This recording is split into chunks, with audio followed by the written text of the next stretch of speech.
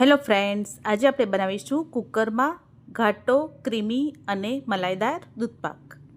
દૂધપાક ઝડપથી ઘાટો અને ક્રીમી કેવી રીતે બનશે એ આપણે રેસીપી દરમિયાન જોઈશું અને પરફેક્ટ માપ સાથે આજે આપણે દૂધપાક બનાવીશું. તો દૂધપાક બનાવવા માટે 1 લીટર મેં અહીં ફૂલ ફેટનું બફેલો મિલ્ક આવે છે એ લીધું છે. દૂધપાકમાં એડ કરવાની સામગ્રીમાં અહીં મેં 10 નંગ જેટલા પલાળેલા કાજુ, 12 નંગ જેટલી પલાળેલી બદામ, 20 નંગ જેટલા પલાળેલા પિસ્તા, 2 ટીસ્પૂન બાસમતી ચોખા, 1 ચમચી જેટલી ચારોળી. ચોખાને આપણે 2 પાણીથી સરસ વોશ કરી અને આપણે તેનો આગળ ઉપયોગ કરીશું. બદામ અને પિસ્તાની છાલ ઉતારી લઈશું અને તેને ઊભી ચિપ્સમાં કટિંગ કરી અને તેનો ઉપયોગ કરીશું. સાથે જ 8 થી 10 તાતણા જેટલું કેસર ઉમેરીશું.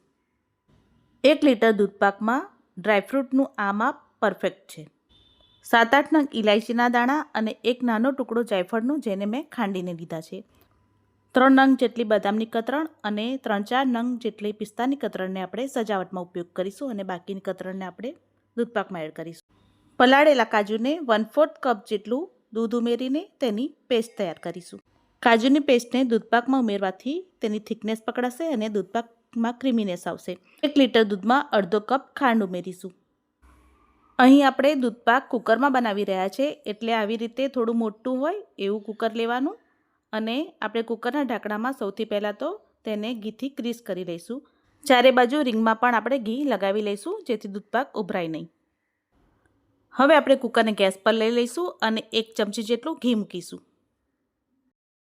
ઘી ગરમ થાય એટલે આપણે તેમાં પલાળેલા ચોખા ઉમેરીશું અને ચોખાને આપણે ઘીમાં 2 મિનિટ માટે સાતળીશું. ચોખાને આવી રીતે સાંતળીને લેવાથી એ ઝડપથી ચડી તો જશે જ પણ તેનો ટેસ્ટ પણ ખૂબ જ સરસ આવશે. અહીં મેં બાસમતી ચોખાનો ઉપયોગ કર્યો છે પણ તમે કોઈ પણ વેરાયટીના ચોખાનો ઉપયોગ કરી શકો છો. ચોખાને 2 મિનિટ ઘીમાં સાતળ્યા બાદ હવે આપણે તેમાં દૂધ ઉમેરીશું.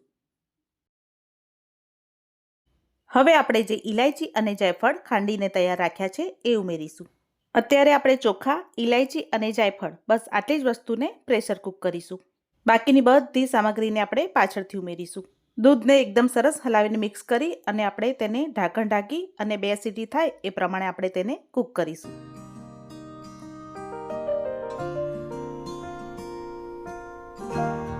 ગેસની મીડિયમ ફ્લેમ પર આપણે કુકરની 2 સીટી કરીશું. આજકાલ તો મોટાભાગની મહિલાઓ વર્કિંગ હોય છે, જોબ કરતી હોય છે અને સવારની ભાગદોડમાં આ રીતે જો ફટાફટમાં જો દૂધપાક તૈયાર થઈ જાય તો આપણને ખૂબ જ સારું પડે છે. તો અહીં જુઓ કુકરની 2 સીટી થઈ ગઈ છે. હવે આપણે ગેસને બંધ કરી દઈશું અને કુકરનું પ્રેશર રિલીઝ થાય ત્યાં સુધી આપણે કુકરને ઠંડુ થવા દઈશું. તો અહીં કુકર ઠંડુ થઈ ગયું છે. હવે આપણે તેને ખોલીને જોઈ લઈશું.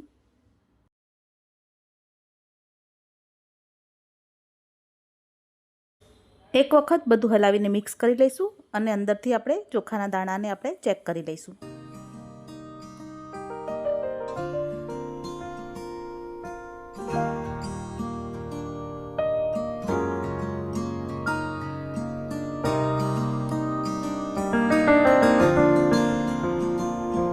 તો તમે જોઈ શકો છો ચોખા એકદમ સરસ કૂક થઈ ગયા છે.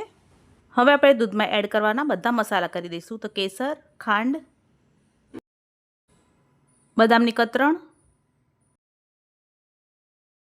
પિસ્તાની કતરણ, ચારોળી અને કાજુને આપણે દૂધમાં પીસીને જે પેસ્ટ તૈયાર કરી છે એ ઉમેરીશું.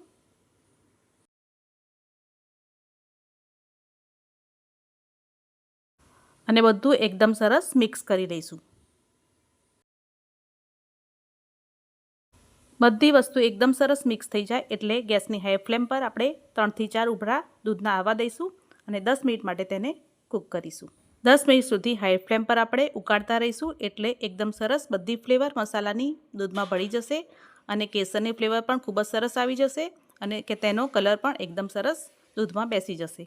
દૂધ ઉકાળતા જે આજુબાજુ મલાઈ જામી હોય તેને આપણે રિમૂવ કરી અને દૂધની અંદર જ એડ કરી લઈશું એટલે એકદમ સરસ ઘટદાર અને માવાદાર દૂધ તૈયાર થાય.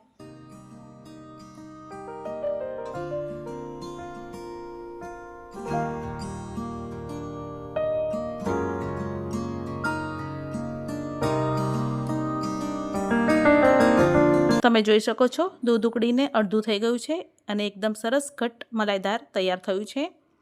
આપણે કુકરમાં 2 સીટી થાય એ પ્રમાણે પહેલાં બોઇલ કર્યું હતું અને ત્યારબાદ આપણે 10 મિનિટ સુધી 2 થી 3 ઉભરા આવે એ રીતે તેને ઉકાળ્યું હતું. તમે જોઈ શકો છો જેમ જેમ દૂધ ઠંડુ થયું તેમ તેમ દૂધનો કલર એકદમ સરસ ચેન્જ થઈ ગયો અને દૂધ એકદમ રબડા જેવું ઘાટું થયું છે. તો આ બધી પરફેક્ટ માપની ટિપ્સ સાથે તમે પણ ઘરે દૂધપાક બનાવશો તો એકદમ સરસ મજાનો ઘાટો મલાઈદાર અને રબડી જેવો દૂધપાક તૈયાર થશે. ટેસ્ટમાં તો એકદમ સરસ મીઠો અને એકદમ સરસ ક્રીમી. તો તૈયાર છે ઓછા સમયમાં ઓછી મહેનતથી એકદમ સરસ ઘટ મલાઈદાર દૂધપાક. જો તમને મારી રેસીપી પસંદ આવી હોય તો મારી ચેનલ ટેસ્ટ ઓફ વેજી ફૂડને લાઇક, શેર અને સબસ્ક્રાઈબ ચોક્કસથી કરજો.